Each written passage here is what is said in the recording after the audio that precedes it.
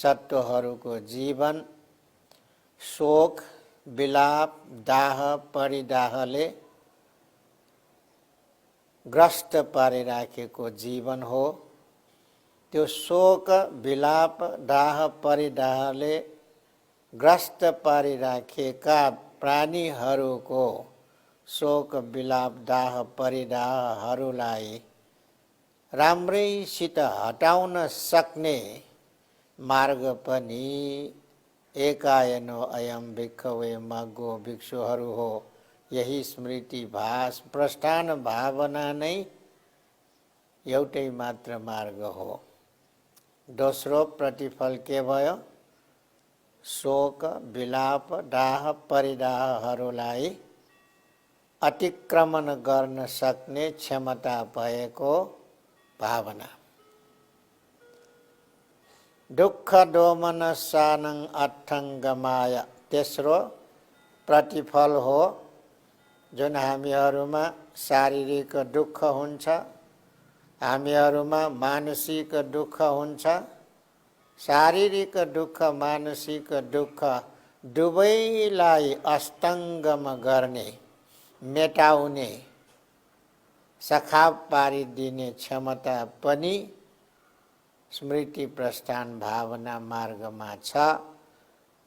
त्यही मात्र एउटा मार्ग हो जुन मार्गमा हिँड्ने बेलामा हामीहरूको शारीरिक दुःख पनि मेटेर जान्छ, मानसिक दुःख पनि हटेर जान्छ। न्यायस्स अधिगमाय अनि ती विभिन्न प्रकारका दुःख दौर्मनस्यहरू पीडा कष्टहरू शोक विलापहरूलाई हटाउन सक्ने बेला कुन बेला हो त भन्दाखेरि न्यायस्स अधिगमाय स्मृति प्रस्थान भावनाको अभिवृद्धि गर्नुद्वारा न्याय भन्ने मार्ग ज्ञान हामीहरूले प्राप्त गर्न सक्ने हुन्छौँ। मार्ग ज्ञान भनेको भौतिक जीवनबाट अलग हुन सक्ने ज्ञान हो।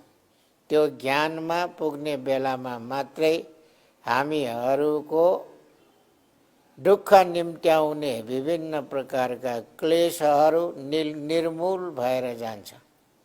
त्यो मार्गको अधिगमन नभएसम्म, मार्ग ज्ञान लाभ नभएसम्म हामीहरूले दुःख उत्पादक क्लेशहरूलाई पूर्ण रूपमा निर्मूल पार्न सक्ने हुँदैनौँ।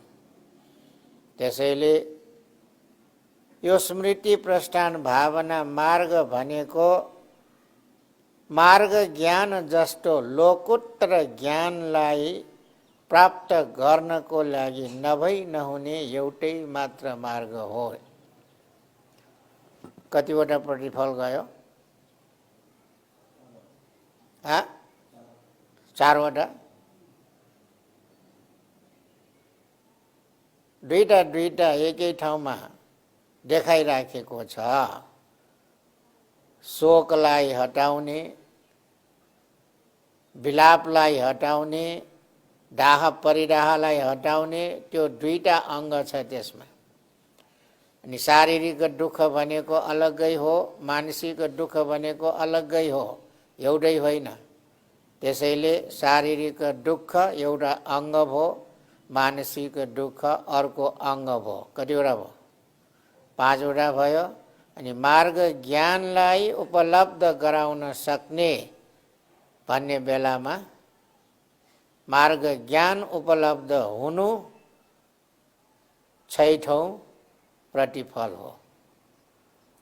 अनि 7औं प्रतिफलको रूपमा निब्बानस्स सच्चिकिरियाय सम्पूर्ण सांसारिक दुःखबाट मुक्त गराएर सम्पूर्ण दुःख उत्पादक अग्निलाई ध्वस्त पारेर अग्नि शान्त भएको अवस्था निर्वाणमा पुर्याएर निर्वाण के हो त्यसको प्रत्यक्षीकरण गराउन सक्ने मार्ग पनि कुन मार्ग हो? स्मृति प्रस्थान भावना भन्ने एउटै मात्रै मार्ग हो। यसरी यी 7 वटा जीवनको सबभन्दा महत्त्वपूर्ण प्रतिफललाई दिलाउन सक्ने, निर्वाणसम्म पुर्याउन सक्ने, सम्पूर्ण क्लेशलाई निर्मूल पार्न सक्ने ज्ञानको अवस्थामा पुर्याउने भावना भएकोले त्यो भावनालाई के भन्छ रे? सतिपट्ठान भावना अथवा स्मृति प्रस्थान भावना भनेर भनिन्छ। सम्झिराख्नु पर्यो स्मृति प्रस्थान भनेको के हो। यसरी यी प्रतिफलहरूलाई दिलाउन सक्ने जुन मार्ग छ त्यो मार्गमा पनि 4 वटा विषयवस्तुहरूको भाविता गर्नुपर्ने कुरा भगवान बुद्ध आफैले नै व्यक्त गरिराख्नु भएको छ। त्यो विषयतिर आज हामी जाने छैनौँ। आज हामीहरूले स्मृति भनेको के हो, प्रस्थान भनेको के हो, त्यो शब्दलाई बुझ्ने प्रयास गर्नेतिर लाग्नेछौँ। त्यसकारण सतिपट्ठानमा 2टा शब्द जोडिराखेको छ। एउटा सति अथवा स्मृति, पट्ठान अथवा प्रस्थान। सति भनेको के हो त भन्दाखेरि शरणं सति, स्मरण गर्नुलाई सामान्य अर्थमा के भन्छ? सति अथवा स्मृति भन्छ। सम्झन सक्ने मानसिक क्षमता, मानसिक शक्ति, स्मरण अनुस्मरण गर्न सक्ने मानसिक क्षमता, मानसिक शक्ति। सामान्य अर्थमा त्यसलाई स्मृति भन्छ। तर ध्यान भावनाको क्षेत्रमा त्यति अर्थ बुझ्नु मात्रले पुग्दैन। ध्यान भावनाको क्षेत्रमा सति अथवा स्मृतिको आफ्नै विशेष किसिमको अर्थ गाभिराखेको छ। अनि सतिलाई पटिसंविदा मार्गमा के अर्थाइराखेको छ त भन्दाखेरि उपत्थानं सति। स्मृति भनेको के हो रे? उपत्थानं, आफूले स्मरण गर्नुपर्ने, अनुस्मरण गर्नुपर्ने, सम्झना लिनुपर्ने विषय वस्तुको उपनजिक पुगेर ठान स्थिर हुने रे। उपत्थानको अर्थ उप भनेको नजिक पुगेर, ठान भनेको स्थिर हुनु। त्यहाँसम्म स्मृतिलाई हामीहरूले पुर्याउनु पर्ने हुन्छ ध्यान भावनाको क्षेत्रमा। त्यसकारण स्मृति राख्नु भनेको के हो त भन्दाखेरि जुन विषय वस्तुमाथि हामीहरूले स्मृति राख्नुपर्ने हो त्यो विषय वस्तुको जति सक्यो त्यति नजिक स्मरण गर्न सक्ने क्षमतालाई पुर्याएर त्यो विषय वस्तुमा स्थिर भएर रहनु। अनि मात्रै ध्यान भावनाको क्षेत्रमा सतिको सही अर्थ निस्किन्छ। त्यसैले खाली स्मरण गर्नु, सम्झनु मात्रलाई यहाँ सति भनेको होइन। विषय वस्तुसित जति सक्यो त्यति नजिक पुगेर सोझै त्यो विषय वस्तुसित आमना सामना गर्न सक्ने जुन मानसिक क्षमता छ त्यसलाई के भन्छ? सति स्मृति भन्छ। जति सक्यो त्यति नजिक पुग्न सक्ने क्षमता भएको स्मरण शक्ति। त्यस्तो किसिमको स्मरण शक्ति हामीमा भएमा मात्रै जुन विषय वस्तुलाई हामीहरूले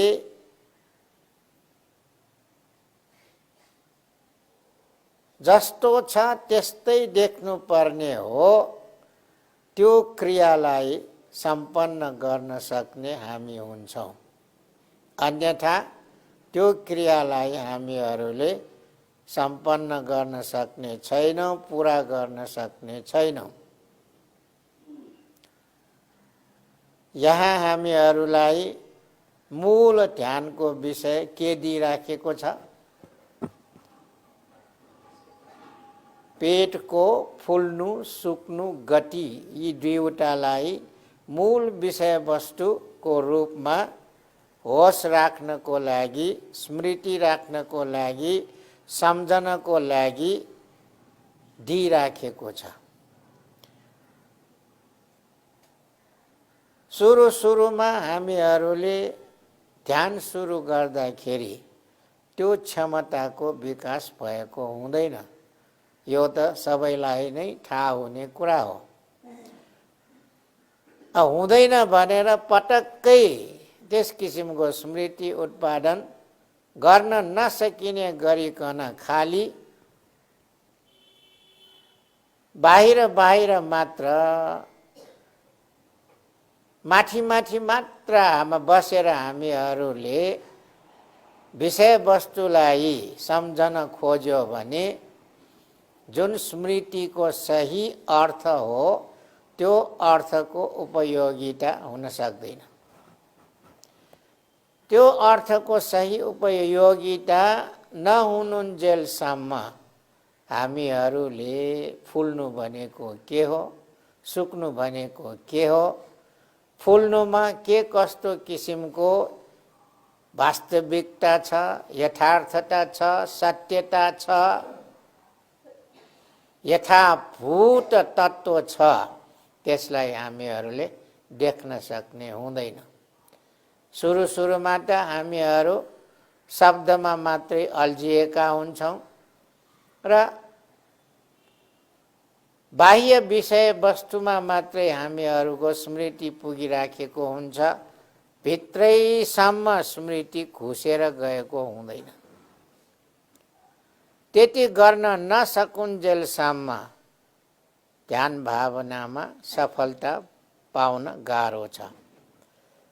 त्यसैले सुरुदेखि नै हामीहरूले जब फुल्नु विषय देखा पर्न आउँछ, त्यो फुल्नु विषयलाई एकदम गहिरो रूपमा यो विषयलाई त मैले राम्ररी नै सम्झन सक्ने गरिकन मेहनतका साथ ध्यान पुर्याउँदै लैजान्छु भन्ने त्यस किसिमको मेहनत हामीमा सुरुदेखि नै हुनुपर्छ। प्रारम्भिक एफर्ट भन्छ त्यसलाई, है, प्रारम्भिक उद्योग। सुरुदेखि नै त्यस किसिमको वीर्य, त्यस किसिमको प्रयत्न, त्यस किसिमको प्रयास हामीबाट जारी हुनु आवश्यक छ। अनि मात्रै बिस्तारै हाम्रो स्मृति विषयवस्तुमा स्थिर हुन थाल्छ। विषयवस्तुमा स्मृति स्थिर भएर त्यसमा मन टाँसिएको जस्तो हुन गयो भने अनि त्यो स्मृतिको माध्यमबाट हामीमा समाधिको सिर्जना हुन्छ। त्यो बेलामा समाधि जाग्छ। त्यसैले तीनवटा मानसिक शक्तिलाई हामीहरूले सही ढङ्गले प्रयोगमा ल्याउनु आवश्यक छ। स्मृतिलाई विषयवस्तुको नजिक पुर्याउनको लागि हामीहरूले आफ्नो मनलाई घचेट्दै लैजानुपर्छ। मन भनेको यहाँ स्मृतिलाई भनेको, स्मृतिलाई घचेट्दै लैजानुपर्छ। अनि त्यसरी घचेट्दै लाँदा बिस्तारै बिस्तारै विषयवस्तुसँग स्मृति नजिकिन पुग्छ। नजिकमा आउने बित्तिकै त्यसबाट स्थिरता पनि देखा पर्न थाल्छ। स्थिरता देखा पर्यो भने बिस्तारै समाधिको सिर्जना त्यहाँ हुन्छ। यसरी वीर्य, स्मृति, समाधि यी तीन प्रकारका जुन अङ्गहरू छन्, यी तीन प्रकारका अङ्गहरूलाई के भन्छ? समाधि अङ्ग भन्छ। समाधि उत्पादनको लागि नभई नहुने तथ्यहरू, गुणधर्महरू, अङ्ग प्रत्यङ्गहरू, यो तीनवटै एकै ठाउँमा एकैचोटि काम गरेको अवस्थामा समाधि उत्पन्न हुन्छ। त्यसलाई के भन्छ? एकाग्रता। एउटै आलम्बनमा मन स्थिर भएर रहनु भनेर भनिन्छ। त्यसैले आर्य अष्टाङ्गिक मार्गमा समाधि अङ्ग कतिवटा छ अरे? यही नै तीनवटा हो। सम्यक व्यायाम, सम्यक स्मृति र सम्यक समाधि। यी तीनवटा विषयवस्तुहरूलाई एकै ठाउँमा राखेर के भन्छ? समाधि मार्गाङ्ग भनेर भन्छ। यी तीनवटा विषयवस्तुहरू नभइकन समाधि उत्पन्न हुँदैन। त्यसलाई पनि हामीहरूले बुझिराख्नु पर्ने हुन्छ। त्यो अवस्थामा पुर्याउनको लागि सर्वप्रथम ध्यान भावना अभ्यास गर्ने योगीहरूले अर्को पनि अङ्गहरू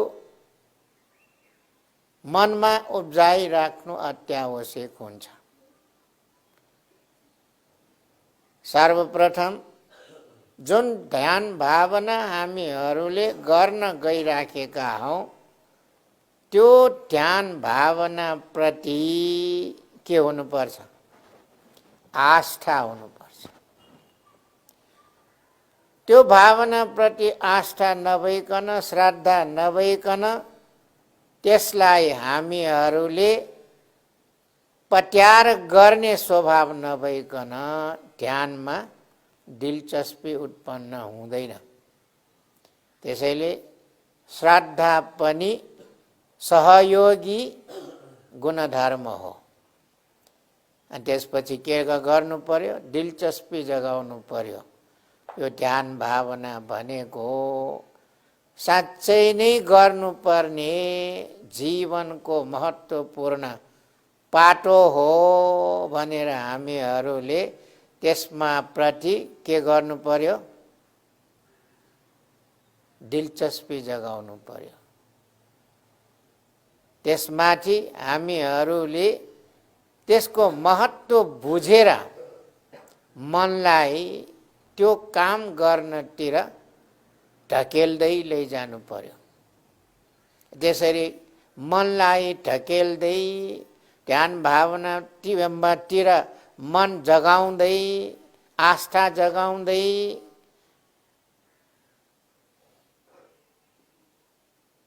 लग्न सक्यो भने अनि कोसिस गर्ने भन्ने वीर्य पनि देखा पर्न आउँछ। स्मृतिलाई ठाटमा राख्नुपर्छ भन्ने पनि उत्पन्न हुन्छ अनि समाधि पनि त्यसबाट जागृत हुन्छ। यसरी श्रद्धालाई माध्यम बनाएर हामीहरूले ध्यान भावनालाई वृद्धि गर्नु आवश्यक छ। त्यो हामीहरूको मानसिक शक्ति हो।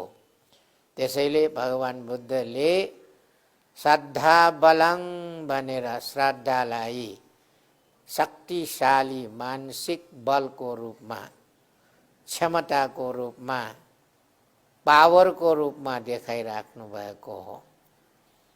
अनि त्यो श्रद्धा अनुसार नै हामी उद्योगी पनि बन्दै जान्छौँ, स्मृति पनि जगाउँदै जान्छौँ, समाधि पनि उत्पादन गर्दै जान्छौँ र हामीहरूको मन स्थिर भएर जान्छ।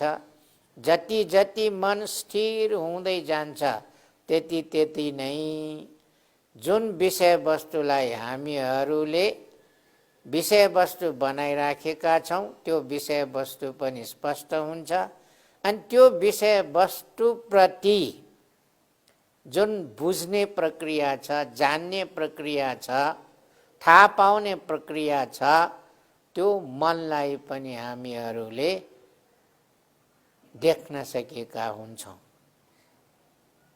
अनि त्यो बेलामा जुन यो फुल्नु सुक्नु भनेको छ त्यो के स्वभाव धर्म हो त, त्यसलाई पनि हामीहरूले बुझ्न सक्ने हुन्छौँ।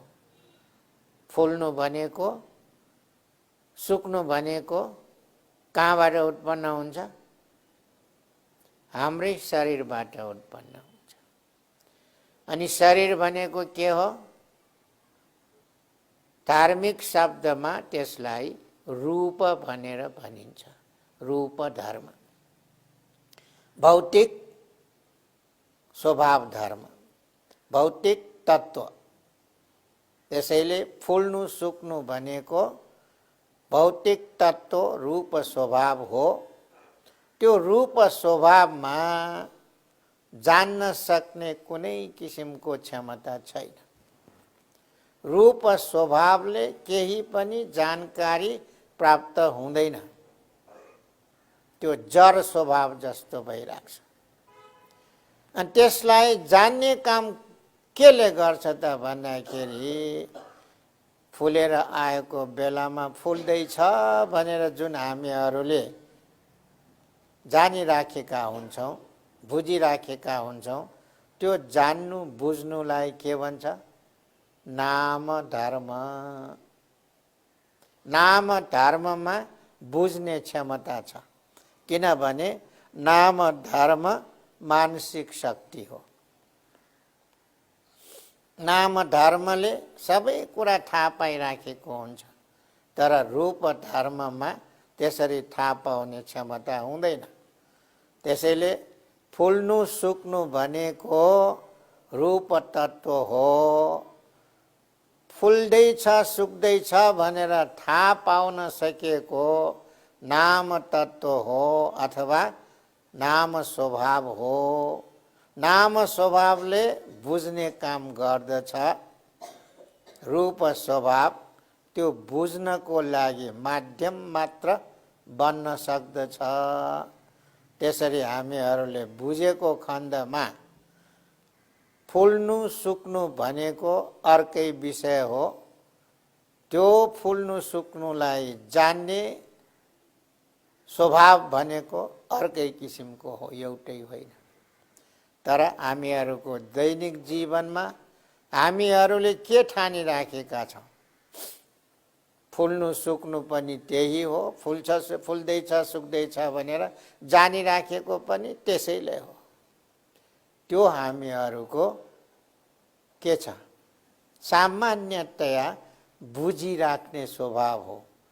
त्यसमा सही स्वभाव छ कि छैन, गल्ती भएको छ कि छैन, ध्यान भावना नगरुन्जेलसम्म हामीहरूले थाहा पाउन सक्दैनौँ।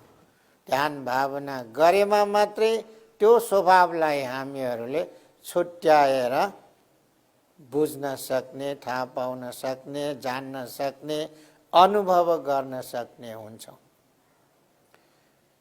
अनि रूप धर्म भन्दाखेरि त्यो फुल्नु सुक्नु मात्रै होइन, यो हामीहरूको सम्पूर्ण शरीर नै रूप धर्म हो। त्यतातिर पनि हामीहरूले दृष्टि पुर्याउनु पर्छ। जब हामीहरूले कुनै चिज देख्छौँ त्यो बेलामा हामी के भन्छौँ? आँखाले देखिराखेको छ, त्यसो होइन? हामीहरूले बुझिराखेको त्यसो होइन? देख्ने काम आँखाले गरिराखेको हो। कहाँ छ आँखामा देख्न सक्ने क्षमता? छैन।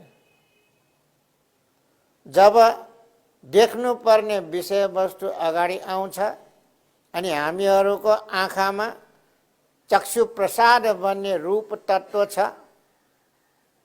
एकदम पारदर्शी रूप तत्त्व, त्यो रूप तत्त्व र बाह्य जुन देख्नुपर्ने विषयवस्तु छ त्यो दुईवटा जुड्ने बेलामा के हुन्छ? देख्दैछु भन्ने मन उत्पन्न हुन्छ, चित्त उत्पन्न हुन्छ, विज्ञान उत्पन्न हुन्छ। त्यो विज्ञानले मात्रै देख्दैछु भनेर जानेको हुन्छ। तर हामीहरूको सामान्य बुझाइ जनाइ के छ? आँखाले देख्दैछ। अनि त्यसमा पनि अर्को के छ? मैले देख्दैछु। फेरि मैले म आउँछ त्यहाँ, मैले देख्दैछु। कहाँबाट त्यो म अगाडि पर्न आएको हो? देख्ने काम त आँखाले चक्षु विज्ञान भन्ने मनले गरिसक्यो, म कहाँबाट आयो त्यहाँ? त्यसमा पनि हामीहरूले के गरिराखेका छौँ? गल्ती गरिराखेका छौँ, भुल गरिराखेका छौँ, मिथ्या रूपले त्यसलाई जानिराखेका छौँ। त्यसैलाई के भन्छ?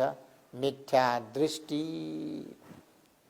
त्यसरी स्मृति सजग पारेर हामीहरूले यथार्थ स्वभावलाई देख्न सकेनौँ, सम्झन सकेनौँ, बुझ्न सकेनौँ, थाहा पाउन सकेनौँ भने स्वभावत नै हामीहरूमा के उत्पन्न हुन्छ? मिथ्या धारणा उत्पन्न हुन्छ, गलत सोचाइ उत्पन्न हुन्छ, गलत विश्वास उत्पन्न हुन्छ। अनि त्यही गलत विश्वासलाई सही भनेर हामीहरूले सही थापिराखेका हुन्छौँ त अझ बढी गल्ती भइसक्यो त्यहाँ, अझ बढी गल्ती भइसक्यो त्यहाँ। मिथ्यामा पनि मिथ्या थपिसक्यो, महामिथ्या भएन। अनि त्यो महामिथ्याले छोपिराख्ने बेलामा हामी आफै हराएर गइसकेका हुन्छौँ। हामीहरूले आफूले आफूलाई चिन्न सक्ने अवस्था उत्पन्न हुँदैन। त्यसैले सही स्वभावलाई, जस्तो छ त्यस्तो स्वभावलाई, यथार्थ स्वभावलाई, तथ्य स्वभावलाई देख्न सकेमा मात्रै मिथ्या धारणा हटेर जान्छ। र त्यो मिथ्या धारणाको कारणले गर्दाखेरि जुन क्लेशहरू उत्पन्न हुन्छन्, राम्रो चिज देख्यो भने आहा भनेर त्यसमा टाँस्ने के उत्पन्न हुन्छ? आसक्ति उत्पन्न हुन्छ, राग उत्पन्न हुन्छ, तृष्णा उत्पन्न हुन्छ, लोभ उत्पन्न हुन्छ। त्यसरी हामीहरूमा स्मृति सजग नहुने बित्तिकै क्लेश धर्मको वृद्धि भइराखेको हुन्छ। देख्ने बेलामा पनि, हेर्ने बेलामा पनि, सुन्ने बेलामा पनि, सुँघ्ने बेलामा पनि, स्वाद लिने बेलामा पनि, स्पर्श गर्ने बेलामा पनि ती मिथ्या धारणाले हामीहरूलाई यसरी बाँधिराखेको छ, जकरमा राखिराखेको छ, त्यसबाट छुटकारा पाउन सजिलो छैन। अनि हामीहरू साधारण जीवन बिताउने बेलामा के भइराखेको छ यो जीवनमा, सत्य तथ्य छ कि छैन भनेर खोजी नीति गर्ने बानी पनि हामीहरूले हराइराखेका हुन्छौँ। र त्यही मिथ्या धारणालाई सही धारणाको रूपमा विश्वास गरेर हामी यो संसारमा घुमिराखेका हुन्छौँ। त्यसरी घुम्नुलाई नै भगवान् बुद्धले के भन्छ? दुःखको भुमरीमा घुमिराखेको रे। कहाँ घुमिराखेको? दुःखको भुमरीमा घुमिराखेको रे। अनि त्यो दुःखलाई पनि हामीहरूले के सम्झिराखेका छौँ? सुख। हेर्नुहोस् है कसरी हामीहरूमा यो त्यो मिथ्या धारणाको कारणले गर्दाखेरि सही स्वभावलाई हेर्न नसकी मिथ्या धारणामा अल्झिएर हामीबाट क्लेश उत्पादन हुँदै गइराखेको हुन्छ र ती क्लेशहरूकै कारणले गर्दाखेरि चाही नचाहिकन पनि हामीहरूले दुःख भोगी राख्नुपर्ने हुन्छ। अनि दुःख भोगेर बसेको बेलामा हामीहरूको मन शुद्ध हुन्छ कि हुँदैन? हुन्छ? हुँदैन। अशुद्ध मन भयो होइन? केले गर्दाखेरि मन अशुद्ध भयो त? स्मृति प्रस्थानको अभावमा के भयो? मन अशुद्ध भयो। अनि त्यो अशुद्ध मनलाई शुद्ध पार्न सक्ने क्षमता स्मृति प्रस्थान भावनामा छ भनेर जुन भगवान बुद्धले त्यो पहिलो प्रतिफल देखाउनु भयो, सही रूपमा देखाउनु भयो कि गलत रूपमा देखाउनु भयो, त्यसलाई आफ्नै अनुभूतिबाट हामीहरूले हेर्नु पर्यो कि परेन? आफैले हेर्नुपर्छ, प्रत्यक्षीकरण गर्नुपर्छ, साक्षात्कार गर्नुपर्छ। त्यो साक्षात्कार गर्ने माध्यम नै के हो? स्मृति प्रस्थान भावना हो। त्यसैले भगवान बुद्धले पहिलो स्मृति प्रस्थान भावनाको प्रतिफलको रूपमा सत्तानां विशुद्धिया भनेर जुन प्रतिफल दर्शाइराख्नु भएको हो, त्यो काल्पनिक रूपमा दर्शाइराख्नु भएको, अनुमानको रूपमा दर्शाइराख्नु भएको, खाली सुनेर मात्रै दर्शाइराख्नु भएको, चिन्तन मनन गरेर मात्रै दर्शाइराख्नु भएको होला कि आफ्नै अनुभूतिले त्यो प्रतिफललाई भगवान बुद्धले दर्शाउनु भएको होला? प्रत्यक्षीकरण गरेर, साक्षात्कार गरेर, आफैले अनुभव गरेर त्यो प्रतिफललाई भगवान बुद्धले दर्शाइराख्नु भएको हुनाले यदि त्यो प्रतिफल हामीहरूले पनि चाहन्छौँ भने के गर्नु पर्यो? स्मृति प्रस्थान भावना भाविता गर्नु पर्यो होइन? अनि स्मृति प्रस्थान भावना भाविता गर्दै लग्यो भने जब हामीहरूको मानसिक क्षमता पूर्ण रूपमा विकास हुँदै जान्छ, श्राद्ध पनि त्यतिकै बलियो हुँदै जान्छ, वीर्य पनि त्यतिकै बलियो हुँदै जान्छ, स्मृति पनि त्यतिकै तीक्ष्ण हुँदै जान्छ, समाधि पनि त्यतिकै दृढ भएर जान्छ भने सही कुरालाई बुझ्न सक्ने प्रज्ञा शक्ति भनेको उत्पन्न होला कि नहोला? यसको यस्तो प्रतिफल छ भनेर भगवान बुद्धले बुझ्नु भएको त्यो शक्तिलाई के भन्छ? प्रज्ञा पञ्जा बलं, प्रज्ञा बल हो। प्रज्ञाको शक्तिले भगवान बुद्धले स्मृति प्रस्थान भावनाको अभ्यास गरेको खण्डमा यस्तो किसिमको पहिलो प्रतिफल निस्कन्छ भनेर ठोकुवा गरेर भन्न सक्ने अवस्थामा हामी पनि पुग्न सक्छौँ। गर्न नसकिने काम गर भनेर भगवान बुद्धले हामीहरूलाई निर्देशन दिइराख्नु भएको होइन। स्वानुभूतिले साक्षात्कार गरेर प्रत्यक्षीकरण गरेर भगवान बुद्धले यस्तो किसिमको प्रतिफल पाउँछ है भनेर हामीहरूलाई त्यो प्रतिफल आफ्नै अनुभूतिबाट देख्न सक्न खातिर ल है स्मृति प्रस्थान भावना भनेको यो हो। यो भावनालाई भाविता गर्दै गयो भने यो अवस्थामा पुगिन्छ। जुन 7वटै प्रतिफलहरू भगवान बुद्धले निर्वाणसम्म दर्शाइराख्नु भएको हो, त्यो प्रतिफल भगवान बुद्धको आफ्नै अनुभवजन्य प्रतिफलहरू हुन्। त्यसलाई तपाईहरूले पनि अनुभव गर्न चाहनुहुन्छ भने दत्तचित्त भएर के गर्नु पर्यो? अभ्यास गर्दै लानु पर्यो। सानो नठान्नु होला। यो फुल्नु सुक्नु भनेको कस्तो किसिमको विषय हो, यत्रो सानो विषयवस्तुलाई हेरेर पनि हामीहरूले त्यत्रो ज्ञान पाउने हो र भनेर अन्धविश्वास नगर्नु होला। आफैले प्रत्यक्षीकरण गर भनेर भगवान बुद्धले भनिराख्नु भएपछि त्यो त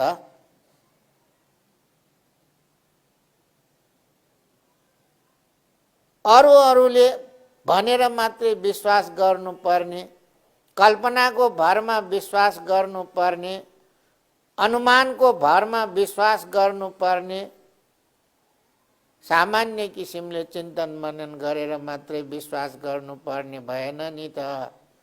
त्यसैले भगवान बुद्धले के भन्नुभयो, सम्यक दृष्टि चाहिन्छ हैन। आर्य अष्टाङ्गिक मार्गको बाटोमा हिँड्यो भने पनि निर्वाणमा पुगिन्छ भनेर भनिराखेकोमा सर्वप्रथम मार्गाङ्ग के हो, सम्यक दृष्टि, सम्मादिति। भगवान बुद्धको शिक्षामा जुनसुकै विषय वस्तुलाई पनि हामीहरूले केलाइकन खोजी नीति गर्न सक्छौँ, खोजी नीति गर्न सक्छौँ, अन्वेषण गर्न सक्छौँ, गवेषणा गर्न सक्छौँ, अनुसन्धान गर्न सक्छौँ। त्यसरी अनुसन्धान गरेर फेला पारेकोलाई मात्रै भगवान बुद्धले के भन्नुभयो, त्यसलाई मात्रै सही हो भनेर स्वीकार गर भनिराख्नु भएको छ। मैले भनेको भए पनि आँखा चिम्लेर स्वीकार नगर भन्ने भगवान बुद्धको निर्देशन छ। त्यसैले भगवान बुद्ध भनेको कसैलाई आँखामा ठुलो छापेर ल तिमीहरूले विश्वास गर भन्ने खालको गुरु होइन। उहाँ त साक्षात्कार गरेर मात्रै तिमीहरूले त्यसलाई स्वीकार गर भनेर साक्षात्कार गर्नको लागि प्रेरणा दिनुहुने भगवान बुद्ध हो। त्यसैले भगवान बुद्धले के भन्नुहुन्छ, आफ्नो भरोसा आफैले ल्याऊ, कसैको पनि भरोसामा नबस, अर्काको मुख टाकेर बाँच्ने के भने त्यस्तो किसिमको अर्काको मुख टाकेर मात्रै बाँच्ने व्यक्तिलाई के भन्छौँ हामीहरू, के भन्छौँ, चाकरीबाज नबन।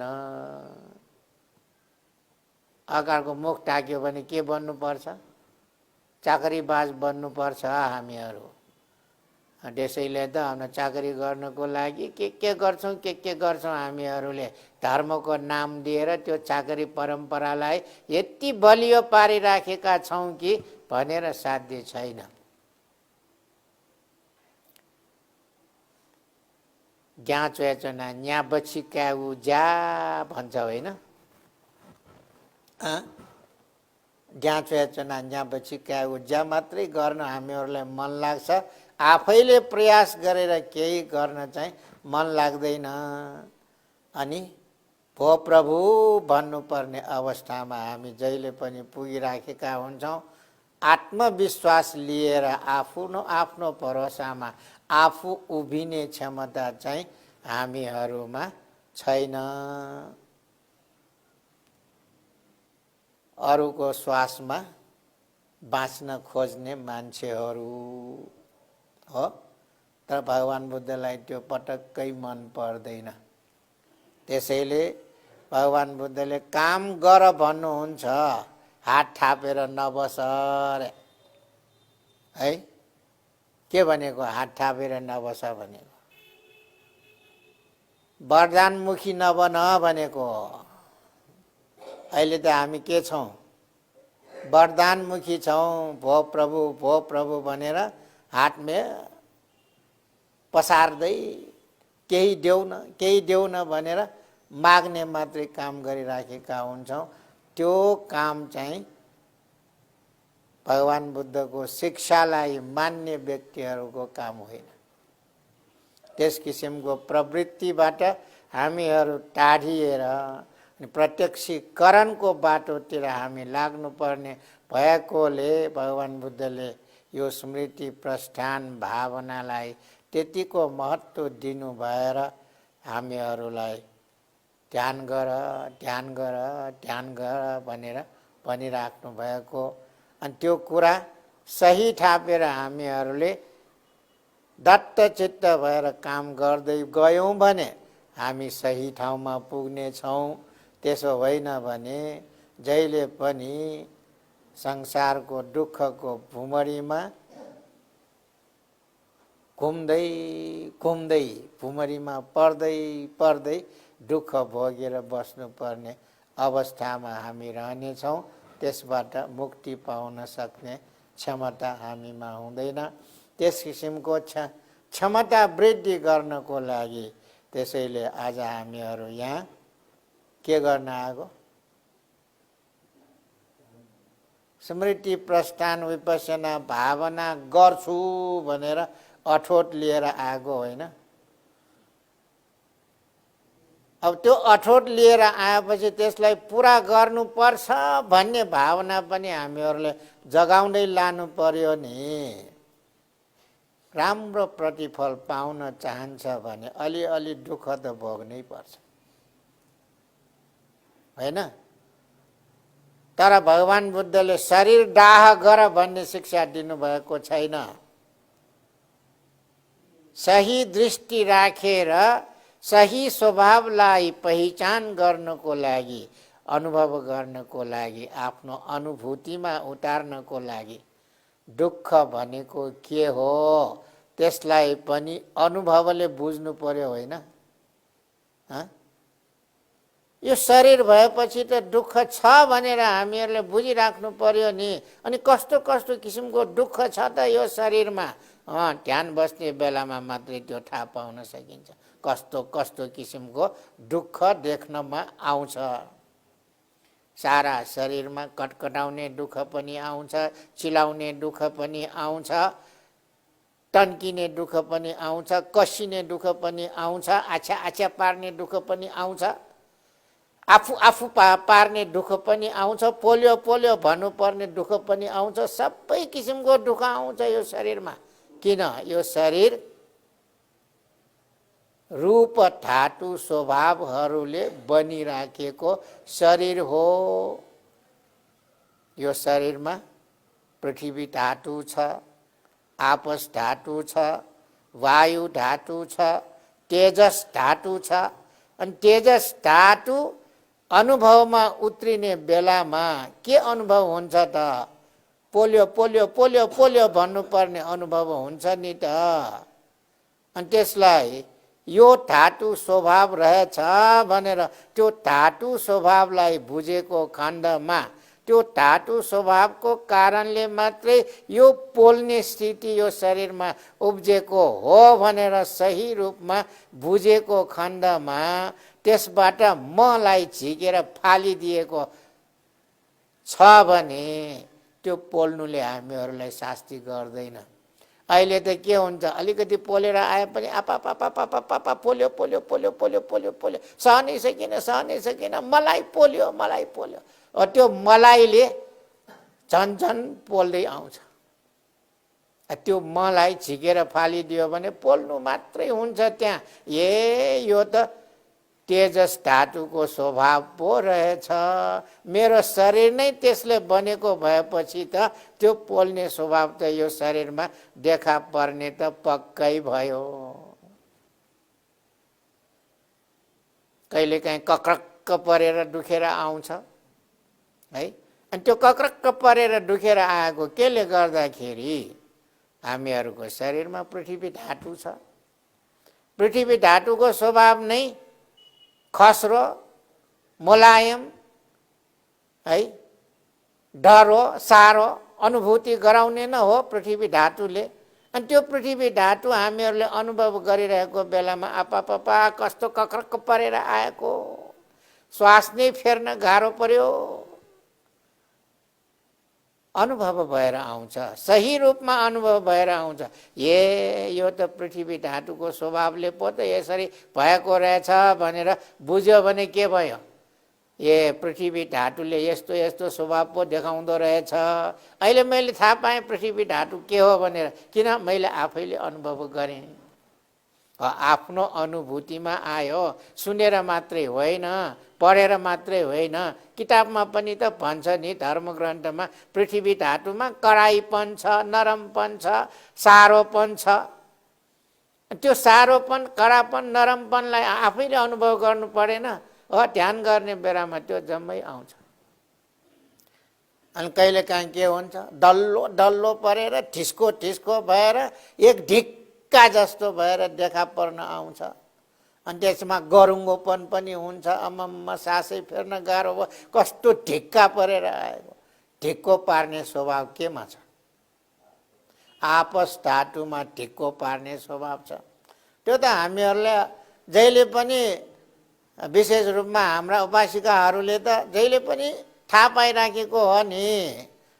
अब रोटी पकाउनु पर्यो, छुचुमरी बनाउनु पर्यो भने के गर्नु पर्यो? त्यो छुचुङलाई पानी हाल्दै हाल्दै के गर्नु पर्यो? डल्लो पार्नु पर्यो नि त। आपस धातुको स्वभावले गर्दाखेरि डल्लो डल्लो पनि पार्दो रहेछ, डल्लो डल्लो पनि अनुभव हुँदो रहेछ, ठिस्को ठिस्को पनि भएर आउँदो रहेछ। आपस धातु सही स्वभावलाई हामीहरूले अनुभवमा उतारिराखेको होइन। अनि फुल्नु सुक्नु भनेको के हो? हलचल छ त्यहाँ, चलायमान स्वभाव छ त्यहाँ।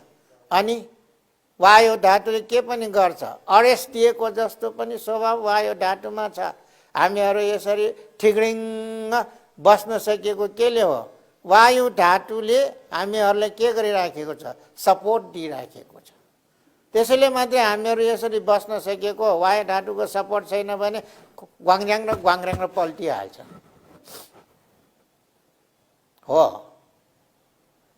अनि त्यो वायु धातु भनेको सारा शरीरमा हलचल मचाउने धातु होइन, चल्ने स्वभाव भएको धातु होइन। अनि वायु जो फुल्नु भनेको के हो त? पेटमा चल्ने गति होइन? त्यो वायु धातु हो नि त। फुल्नु सुक्नु भनेको त मैले ठानेको त फुल्नु सुक्नु भनेको यो पेट पो रहेछ भनेर ठानेको त होइन रहेछ बा, वायु धातु पो रहेछ।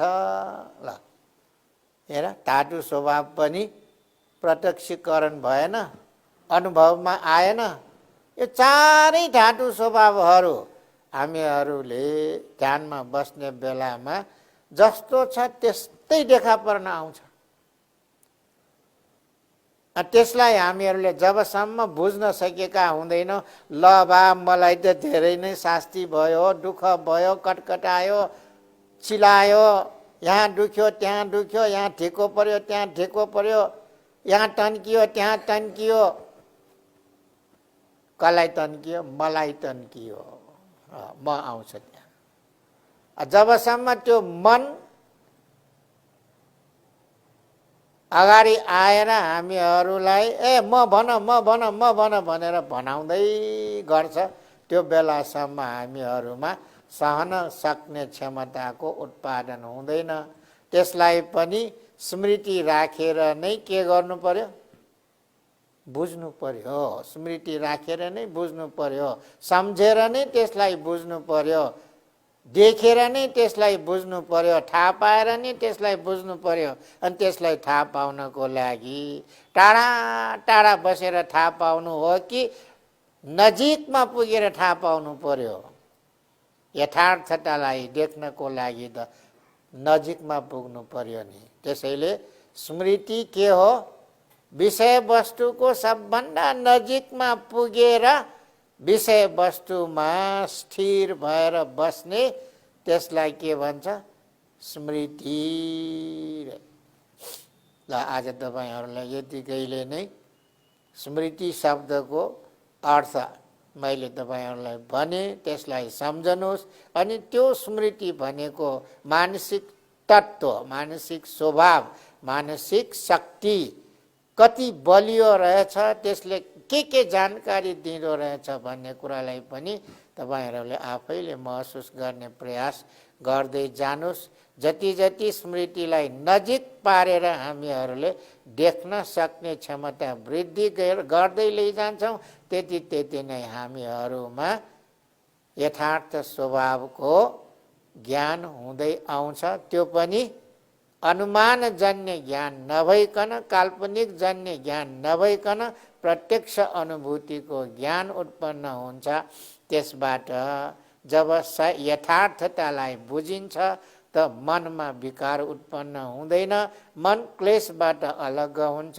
त्यसकारण पहिलो प्रतिफल सत्वहरूको मनलाई विशुद्ध पार्ने प्रतिफल निस्किन्छ स्मृति प्रस्थान भावनाले भनेर भगवान बुद्धले जुन ठोकुवा गरिकन भन्नुभएको त्यो प्रतिफल हो, हामी आफैले पनि अनुभव गर्न सक्ने हुन्छौँ।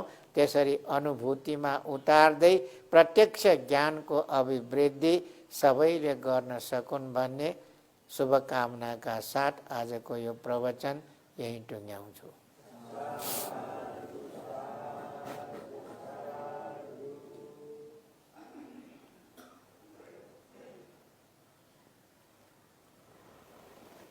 अग्नि श्यामनी पुण्यानुमोदन ल पुण्यानुमोदन गरौँ।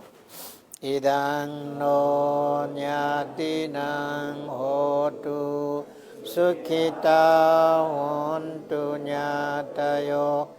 इदं नो ज्ञातिनं होतु सुखिता होन्तु ज्ञातयो। इदं नो ज्ञातिनं होतु सुखिता होन्तु ज्ञातयो। एतावता च अम्मेहि सम्पतं पुण्यसम्पदं सम्बे देवा अनुमोदन्तु सम्ब सम्पत्तिसिद्धिया। एतावता च अम्मेहि पुण्यसम्पदं सम्बे सत्ता अनुमोदन्तु सम्ब सम्पत्तिसिद्धिया। एतावता च अम्मेहि सम्पतं पुण्यसम्पदं सम्बे भूता अनुमोदन्तु सम्ब सम्पत्तिसिद्धिया। साधु साधु साधु।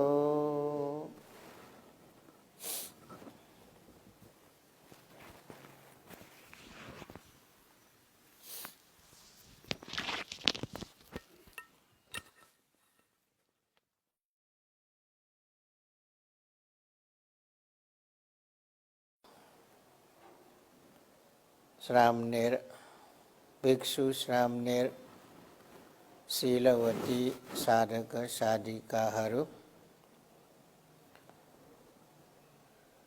आज विशेष रूपमा